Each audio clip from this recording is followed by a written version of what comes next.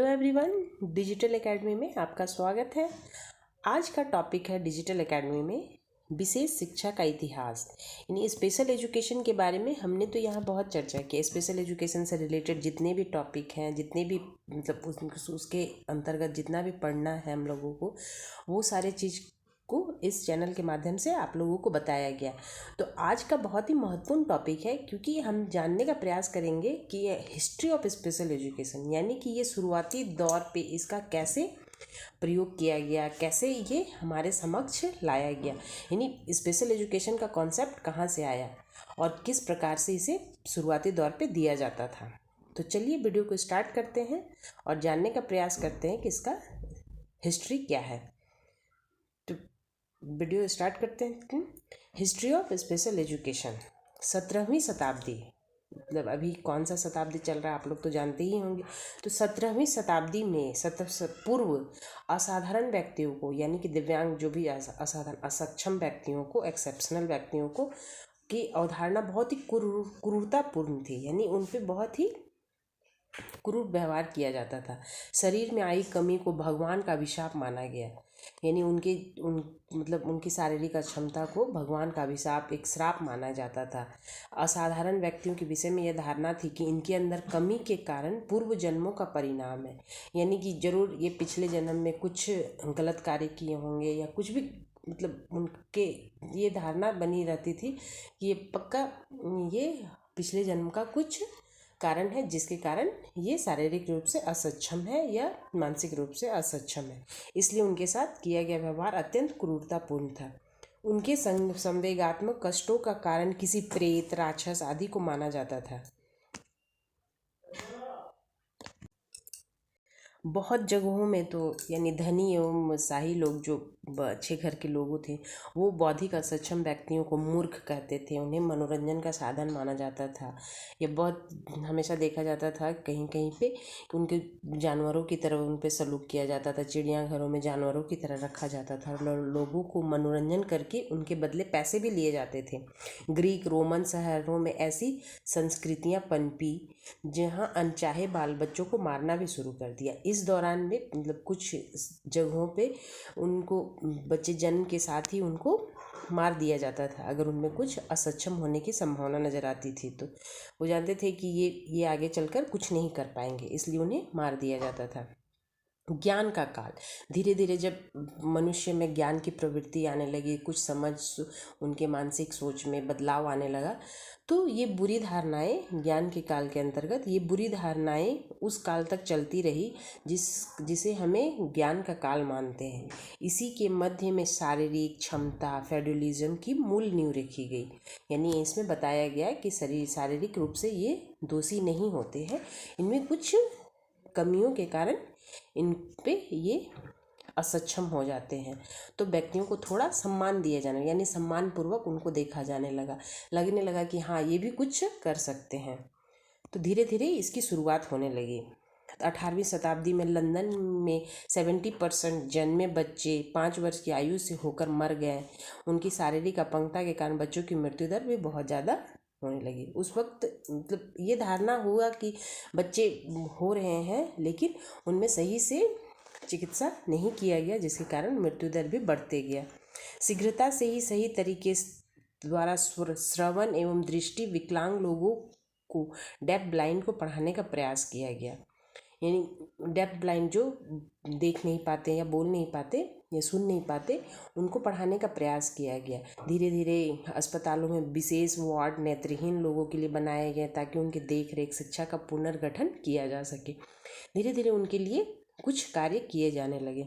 4वीं शताब्दी के रोमन की राजधानी पालास्टाइन में सेंट बेसिल में एक दृष्टिकोण हॉस्पिस की नींव रखी गई, यानी एक हॉस्पिटल बनाया गया जिसमें नेत्रहीन और डेफ बच्चे को, उसमें कुछ उन पर शैक्षिक रूप से कार्य किया जाए।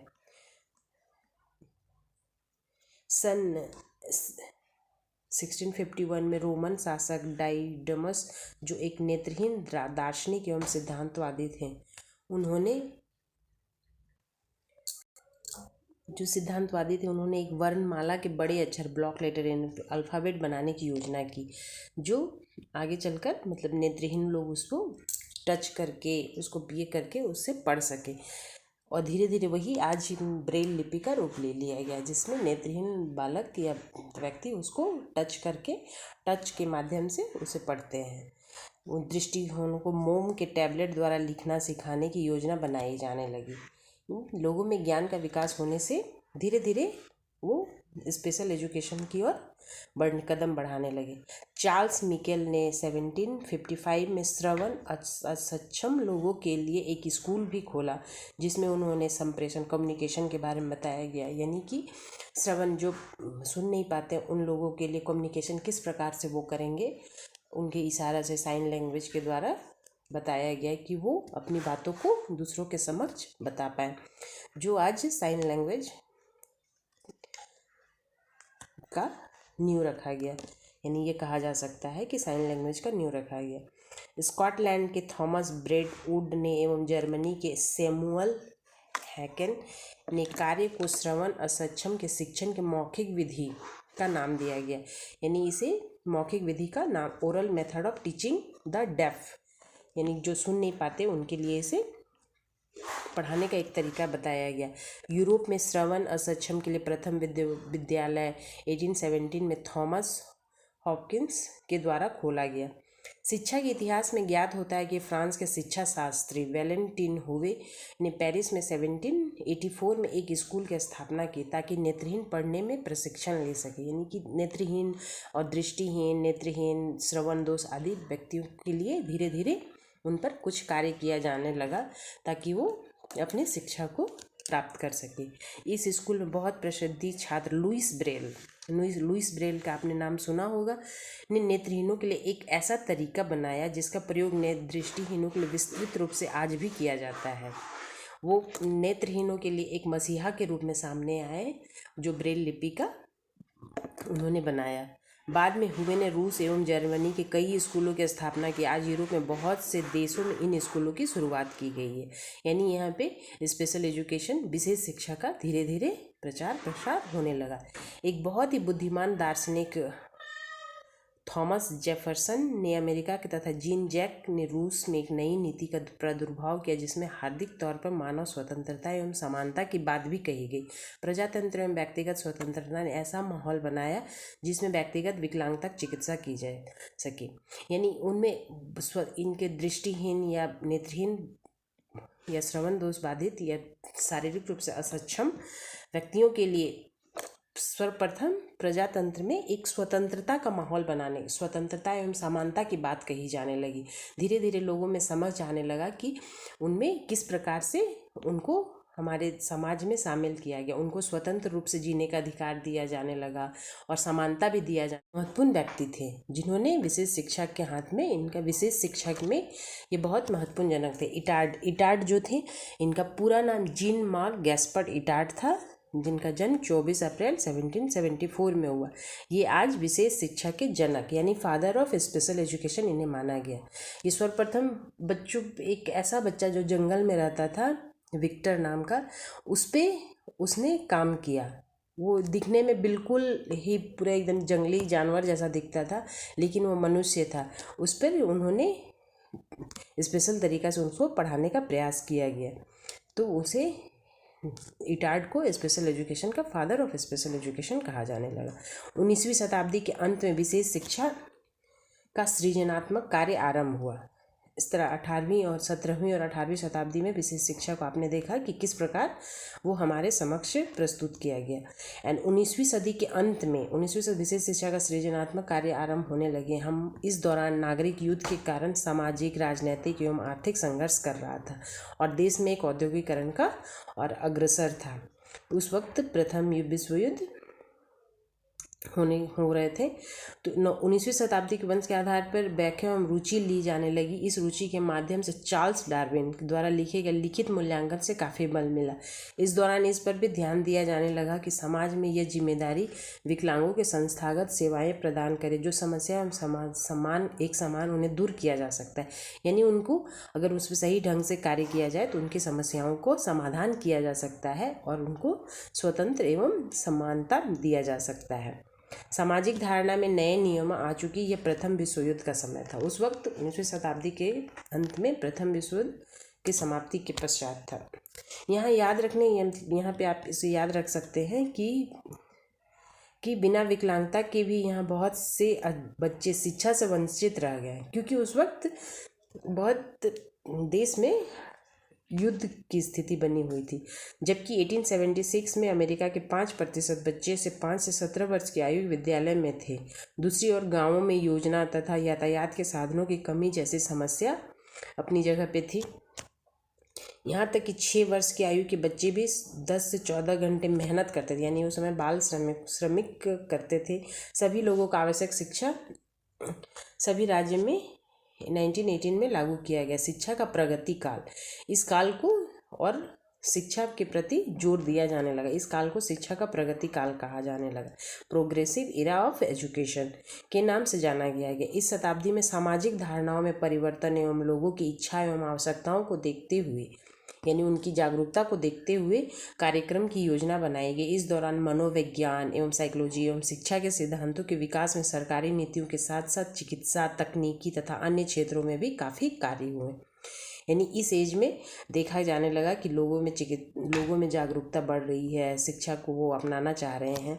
तो इस प्रकार बहुत सारे नीतियों का भी उदय हुआ। यानी इस काल को प्रोग्रेसिव इरा ऑफ एजुकेशन के नाम से जाना जाने लगा। अनेक विषमताओं की दिशाओं को देखते हुए, यानी विकलांग के क्षेत्रों में, चिकित्सा के क्षेत्र में भी काफ़ी अध्ययन हुए। दिमाग तथा सीखने के व्यवहार के संबंध में नए आविष्कार का रास्ता खुला। धीरे धीरे ये चीज़ सामने आने लगा और लोग जानने का प्रयास करने लगे कि आखिर इन बच्चों पे, मतलब जो शारीरिक रूप से, मानसिक रूप से असक्षम बच्चे हैं, विकलांग बच्चे हैं, उनके कारणों को जानने का प्रयास किया जाने लगा। उनके लिए बहुत सारे चिकित्सा के क्षेत्र में अध्ययन की शुरुआत की गई। नए नए आविष्कार किया गया। डर तथा अस्वीकृति की दशा में विकलांगों को समझना कैसे संभव है और इस प्रकार से मिर्गी, सेरेब्रल पैलेसी आदि अन्य बीमारियों को कैसे व्यक्तियों के समझ में परिवर्तन आ सकता है और इसका उपचार कैसे किया जा सकता है, इन सबों को जानने का प्रयास किया जाने लगा। माँ एवं नवजात शिशु का देखभाल किया जाने लगा और कैसे उसे इस प्रकार की घातक बीमारियों से बचाया जाए, ये सब जानने का प्रयास किया गया या अध्ययन किया जाने लगा। तकनीकी विकास भी मुख्य है। बच्चों को स्कूल लाने एवं ले जाने हेतु यातायात का भी होना आवश्यक है। अन्य उपकरण जैसे व्हीलचेयर, टेप रिकॉर्डर, श्रवण यंत्र आदि का भी विशेष स्पेशल एजुकेशन तकनीकी विकास की देन है। उदाहरण के तौर पे अच्छा आविष्कार के रूप में अलेक्जेंडर ग्राहम बेल को जाना जाता है। ये बहुत ही जाने माने व्यक्ति थे। श्रवण दोष के क्षेत्र में 1876 में टेलीफोन का आविष्कार किया उन्होंने। फ्रांस के प्रोफेसर एल्फ्रेड विनेट ने अन्य छात्रों को साइमन ने बुद्धि का प्रथम मानकीकरण किया गया। इन्होंने की बुद्धि को, मतलब बुद्धि कितना इंटेलिजेंट है, उनसे बुद्धि लब्धि को IQ नापने का एक सूत्र दिया, जिससे बच्चे को IQ को नापा जा सकता है कि उसकी कितनी IQ है, जिसका परिचय 1908 में संघीय राज्यों में अपनाया गया। इस शिक्षा के सिद्धांत एवं अभ्यास में 19वीं शताब्दी में उन्नति हुई, जब व्यक्ति को मनोचिकित्सक, वाणी चिकित्सक यानी स्पीच थेरेपी एवं अन्य संबंधित आविष्कारों में फ्रायड तथा स्किनर के अध्ययनों को कक्षा में लागू किया गया। यहाँ आप जो देख रहे हैं विशेष व्यक्तियों के नाम, उनको आप ध्यान में रख लीजिएगा। और अध्ययनों को कक्षा में लागू किया गया। उपरोक्त माध्यम के लक्ष्य तक पहुंचने में सहायता तो नहीं मिली, किंतु वृद्धि की दिशा अवश्य दिखाई दी। इस प्रकार 18वीं शताब्दी के उत्तरार्ध में दृष्टि एवं श्रवण असक्षम बच्चों की शिक्षा एवं कारागार प्रणाली तैयार किए गए और धीरे धीरे उनको जानने का प्रयास किया जाने लगे। आईडी वाले बच्चे को पढ़ाने के लिए सुव्यवस्थित प्रयत्न किए गए, उनके लिए विशेष प्रकार की योजना का तैयार किया जाने लगा। स्पेशल एजुकेशन में आपने आईपी पढ़ा होगा, इंडिविजुअल एजुकेशन प्रोग्राम बनाया जाने लगा, उनको कैसे उस पर काम किया जाए व्यक्तिगत रूप से। यूरोप के चिकित्सक जैसे इटार्ड, पिनले, सेंगविन एवं मॉन्टेसरी ने विकलांग बच्चों की इलाज एवं शिक्षा से देने से व्यवस्थित प्रयत्न किए। उनकी शिक्षा पद्धति मुख्य रूप से ज्ञानेंद्रियों के माध्यम से था, यानी मल्टी सेंसरी मेथड का प्रयोग किया गया, जिसमें वो ज्ञानेंद्रियों के माध्यम से जितने भी हमारे ज्ञानेंद्रिय हैं, सुनने की क्षमता, समझने की क्षमता आदि के माध्यम से उन्होंने पढ़ाना का प्रयास किया गया। इटार्ड 1775-1883 में बौद्धिक असक्षम बच्चों को सीखने एवं पढ़ाने की शुरुआत की गई। उन्होंने ईरान के जंगल के एक विक्टर, जैसा कि मैंने आपको पहले बताया, विक्टर नामक के जंगली बच्चे को लेकर धैर्य और व्यवस्थित शिक्षा से बच्चे में अद्भुत सुधार दिखाया गया।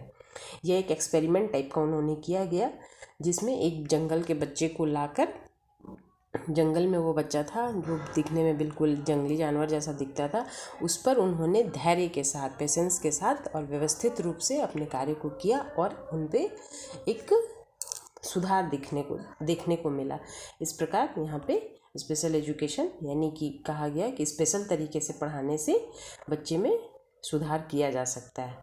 इस प्रकार यहाँ पे स्पेशल एजुकेशन को एक मोड़ मिला कि वहाँ से कैसे हम विशेष तरीके से बच्चे को सिखा सकते हैं।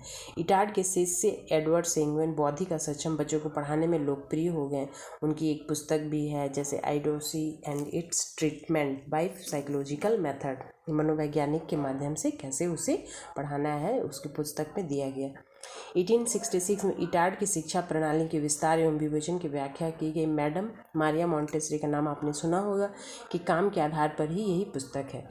मारिया मॉन्टेसरी जो मैम थी, उन्होंने पिनले, सेंगविन एवं मॉन्टेसरी ने विकलांग बच्चों की इलाज एवं शिक्षा से देने से व्यवस्थित प्रयत्न किए। उनकी शिक्षा पद्धति मुख्य रूप से ज्ञानेंद्रियों के माध्यम से था, यानी मल्टी सेंसरी मेथड का प्रयोग किया गया, जिसमें वो ज्ञानेंद्रियों के माध्यम से जितने भी हमारे ज्ञानेंद्रिय हैं, सुनने की क्षमता, समझने की क्षमता आदि के माध्यम से उन्होंने पढ़ाना का प्रयास किया गया।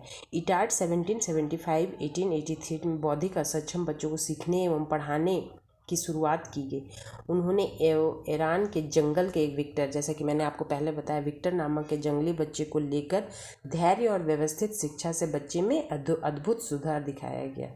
यह एक एक्सपेरिमेंट टाइप का उन्होंने किया गया, जिसमें एक जंगल के बच्चे को लाकर, जंगल में वो बच्चा था जो दिखने में बिल्कुल जंगली जानवर जैसा दिखता था, उस पर उन्होंने धैर्य के साथ, पेशेंस के साथ और व्यवस्थित रूप से अपने कार्य को किया और उन पे एक सुधार देखने को मिला। इस प्रकार यहाँ पे स्पेशल एजुकेशन यानी कि कहा गया कि स्पेशल तरीके से पढ़ाने से बच्चे में सुधार किया जा सकता है।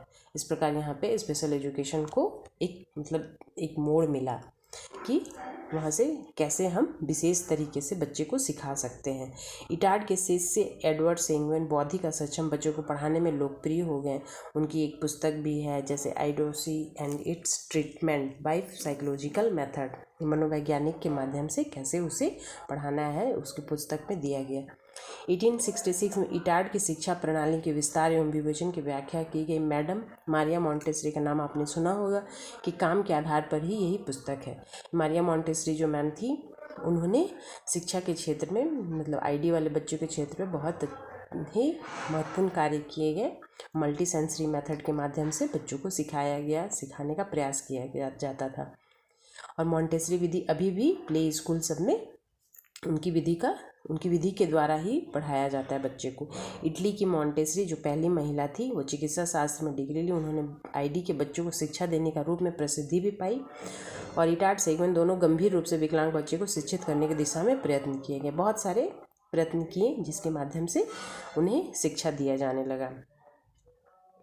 इस प्रकार इन आरंभिक अग्रणी व्यक्तियों की उपलब्धियों के बावजूद 19वीं उत्तरार्ध में अमेरिका की विशेष शिक्षा की नीति धीमी पड़ गई, क्योंकि उस वक्त द्वितीय विश्व युद्ध चलने लगा। द्वितीय विश्व युद्ध के बाद विकलांगों के उपचार होने लगी, उपेक्षा नहीं करनी चाहिए, कहा जाने लगा कि उनको किसी प्रकार की उपेक्षा नहीं किया जाना चाहिए, उनको भी समाज में शामिल किया जाना चाहिए। इस प्रकार उन्होंने माना कि विशेष शिक्षा एक निरंतर प्रक्रिया है जो शिशु को प्रेरणा देने से लेकर व्यक्ति को व्यवसाय में लग जाने तक चलती रहती है। अन्य सलाहकार समय समय पर सहायक होते हैं। इस प्रकार उन्होंने कहा कि यह एक निरंतर चलने वाली प्रक्रिया है, धीरे धीरे ये चलेगी और बच्चे पर कुछ काफ़ी हद तक सुधार किया जा सके। और आईडी के बच्चों को व्यक्तियों की शिक्षा में अनेक परिवर्तन हुए।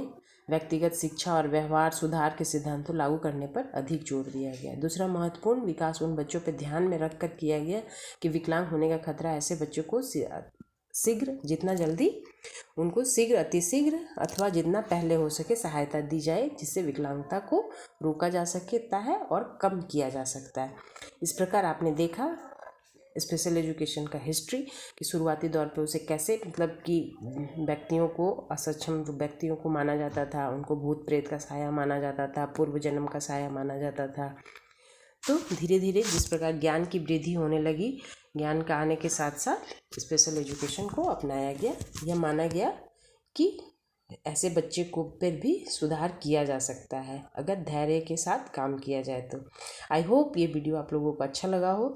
इसी तरह हमारे चैनल में बने रहिए और आप लोगों को अनेक महत्वपूर्ण जानकारियाँ देने का प्रयास किया जाए।